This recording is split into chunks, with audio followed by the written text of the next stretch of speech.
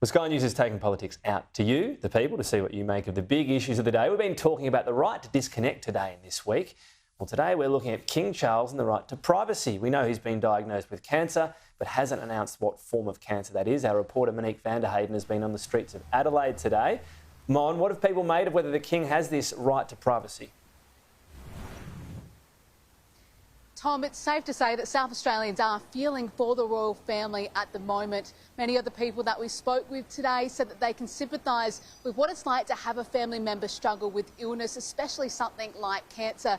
Because of that, most of them said that they believe the family has the right to privacy at this difficult time and don't believe that it's necessary for Buckingham Palace to reveal the type of cancer that the King is battling. Although some did say that by identifying the cancer, it could bring awareness to that type of illness, and also to charities as well. That being said, a lot of the young people that we spoke with said that they weren't impacted by the King's diagnosis at all and would still vote for a Republic if there was a referendum tomorrow.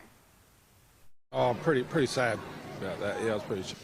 Royal family doesn't affect me too much, but I'm sure some people are sad about it. Oh, it's so sad. Very sad. I think it's really good that he's actually come out and spoke about his illness. I think it's going to propel more men to go and have checks done.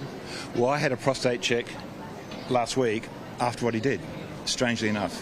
When you take positions of responsibility, yeah, you're in the limelight, but when it's life-threatening like that, leave them alone. Everyone else gets cancer around the world. It's just another person to me. Well, do you think that they deserve their privacy though at this time? Or do you think... Absolutely, yeah. Still a family. If there was a referendum tomorrow, would you be in favour of keeping the monarchy or would you vote for the Republic? Oh, I don't know. What do you think? Republic. Prince and princesses, obviously that's so exciting, but like in actual practicality, I'm not that interested. There would have to be a pretty persuasive argument to keep the monarchy. All right, look, on one hand, you've got the usual element of the royal family like to sort of put out what they want, but then pull up the shutters. But bit more of a tricky one, Ash, a personal health issue like this.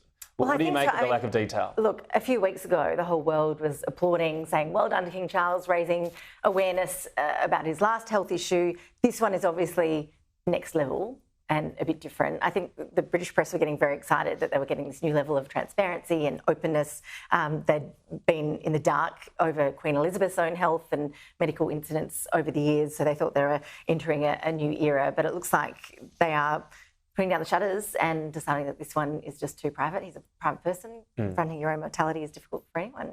Yeah. You've got to feel sorry for him. He waited so long to ascend the throne. And then, what is it, a bit over a year, he's been diagnosed with cancer. It sounds serious. It must be. One of the reports was they got it early, though, which usually is the best thing for a cancer. He's relatively healthy at 75. He's going to get the best care in the world, right? So yeah, but sometimes the best care in the world doesn't. Yeah, that's right. Doesn't make a difference. And the other thing is, if you just look at it in terms of the Australian perspective, if you're a Republican, just hang up your boots for at least another 10, 20 years if William becomes king. I mean, how popular are William and Kate? I can't see a Republic under William and Kate. There's definitely a hope, I think, that the family will get back together, as often happens with all of us. If there's a scare in the family, it often draws family together. We saw Harry pretty quick to jump on a plane and head back to London, had a pretty short audience, apparently, with the King, 30 to 45 minutes. William has no plans to meet with Harry, according to the British press. So you've been deep diving on this, Ash. I think you like watching the royal? Are you a bit of a royal? I'm not a huge royal family person, but look, he's the head of state. Yeah. And he was due to come out to Australia in October, we thought, around Choggum after the Samoa visit.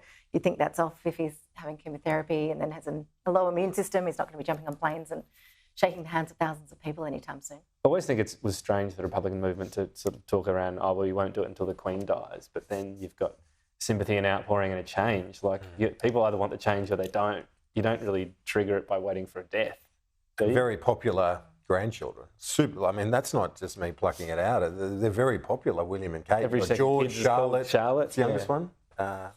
Louis, I think. Louis. Yeah, got it. Every second kid's called Charlotte, which is usually a sign of the...